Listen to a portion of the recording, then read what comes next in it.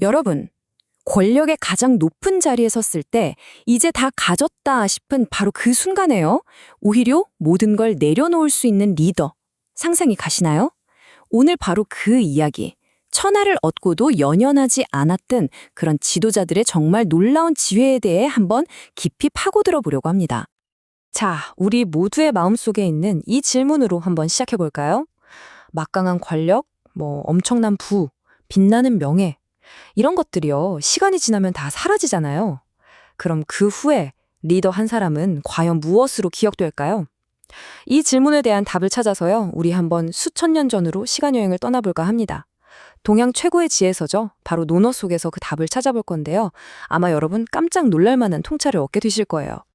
자, 첫 번째로 위대한 지도자의 조건에 대해서 이야기해 볼게요. 사실 이건 인류 역사랑 같이 시작된 질문이라고 해도 과언이 아니죠. 근데 진짜 흥미로운 건요, 그 옛날의 해답이 지금 우리 시대에도 놀라울 만큼 딱 들어맞는다는 겁니다. 그 실마리가 어디서 나오냐는요, 놀랍게도 2500년 전으로 거슬러 올라가요. 정말 극심한 혼란의 시대를 살았던 철학자, 바로 공자에게서 나옵니다. 이분이 수많은 왕들이 흥하고 망하는 걸 쭉 지켜보면서 권력의 본질을 그냥 꿰뚫어 버리는 한마디를 남기셨거든요. 자, 그럼 본격적으로 시간 여행을 떠나볼까요? 논어 태백편 18장으로 가보겠습니다. 이 짧은 문장 안에 정말 어마어마한 지혜가 숨어 있거든요. 제가 그 세계로 여러분을 안내할게요. 공자가 이렇게 말합니다. 외외후, 순우지휴 천하야, 이불여언. 이게 무슨 뜻이냐면요. 정말 위대하구나. 순임금과 우임금은 천하를 다 가졌는데도 거기에 얽매이지 않으셨다. 이런 말이에요. 아니 생각해보세요. 천하를 가졌는데 거기에 마음을 두지 않는다? 이게 진짜 가능한 일일까요? 보통 사람으로서는 상상도 하기 힘든 경지잖아요. 바로 공자는 이 지점을 위대함의 기준으로 봤던 겁니다.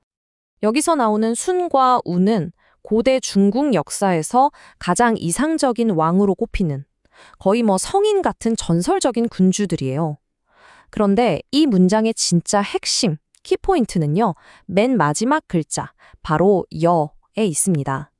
이게 그냥 참여한다, 이런 뜻이 아니고요. 이건 내 거야 하고 집착하는 그런 사적인 감정이 담겨 있는 거죠.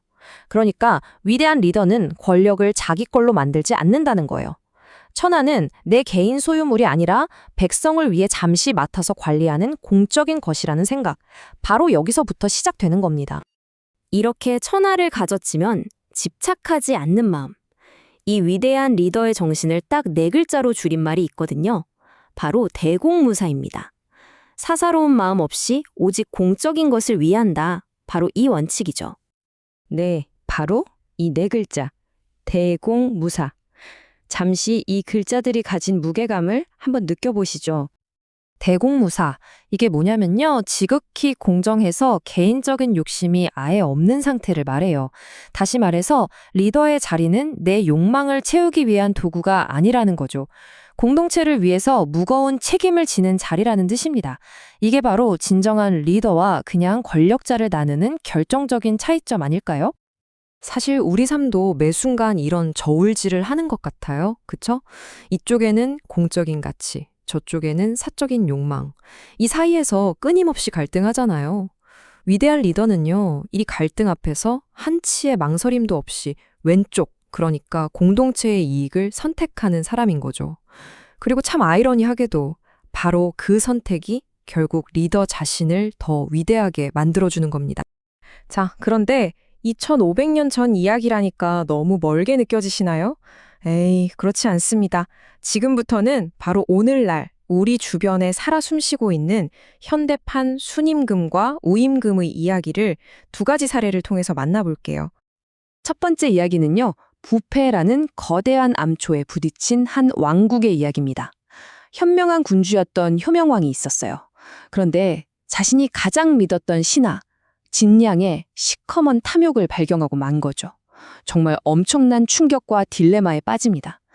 국가의 기강을 세울 것인가, 아니면 오랜 믿음을 지킬 것인가? 그는 과연 어떤 선택을 했을까요? 효명왕이 위대한 이유는요, 그냥 부패를 처벌했기 때문이 아니에요. 그 과정을 봐야 합니다. 그는 먼저 백성들의 고통스러운 목소리에서 문제의 본질을 찾아냈고요. 진실을 피하지 않고 정면으로 부딪혔습니다.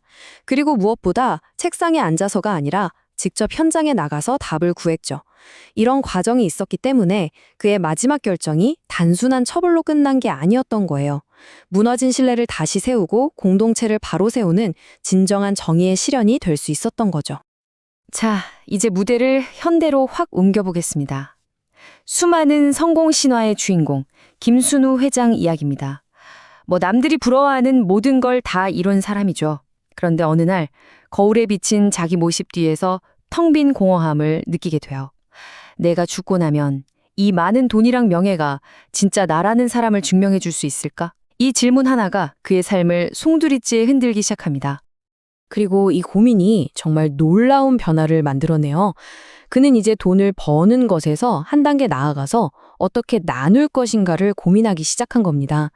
자신의 성공 노하우를 젊은 친구들에게 아낌없이 나눠주고 그들의 꿈을 지원해주면서 이전과는 다른 종류의 기쁨을 발견하게 되죠.